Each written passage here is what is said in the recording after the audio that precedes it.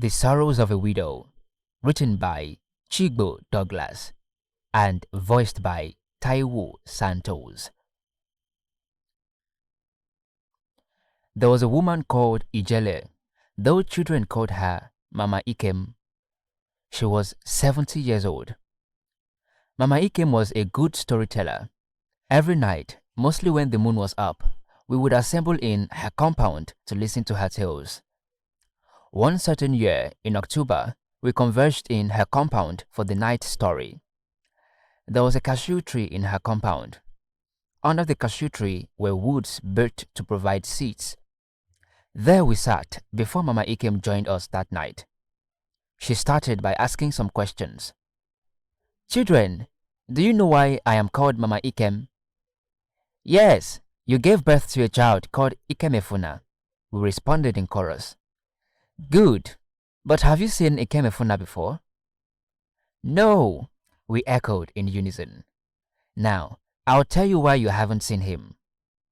Many years ago, there was a man called Nka.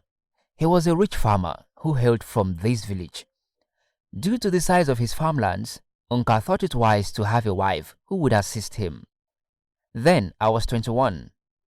One day, while I was coming back from the river, Nka saw me and decided to talk to me.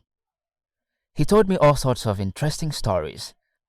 First, he told me how he used to fence his rice farms with wires and killed so many grass cutters.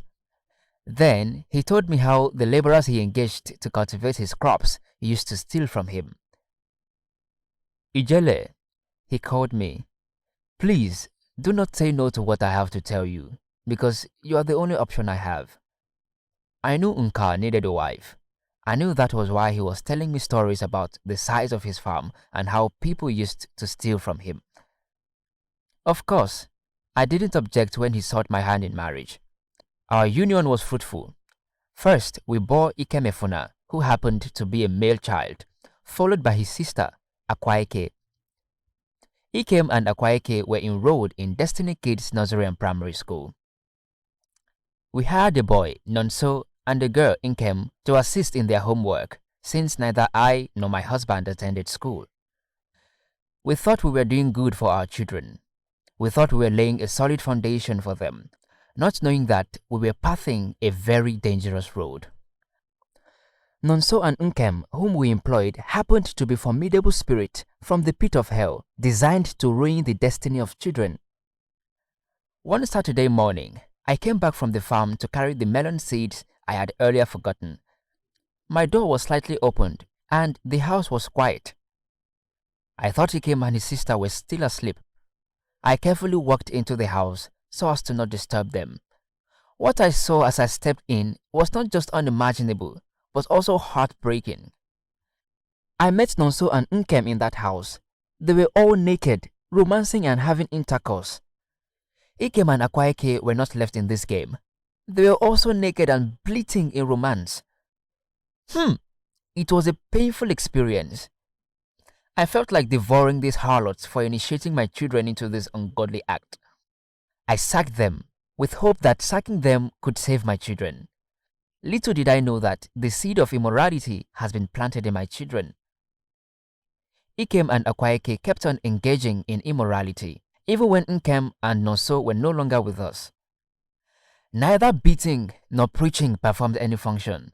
They went on with this evil lifestyle up to their adulthood.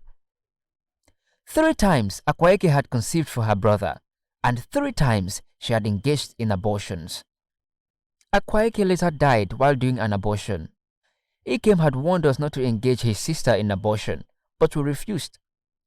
How could we be alive and watch our children get married to themselves? Can we withstand the stigma? Of course, no. Akwaeke died while aborting her 4th child. Ikem was very angry with us. He accused us for deliberately killing his only sibling. He couldn't forgive us. In protest, he took a poison that engulfed his life, rendering us childless. Nka, my husband, couldn't withstand this. The shock of losing his children within a space of 2 days caused him severe depression that finally took his life. Today, I have grown old without a child. Learn from my story, children. so that you will not cause your parents pain. Mama Ikem ended while we moped in astonishment. The Sorrows of a Widow, written by Chigbo Douglas and voiced by Taiwo Santos.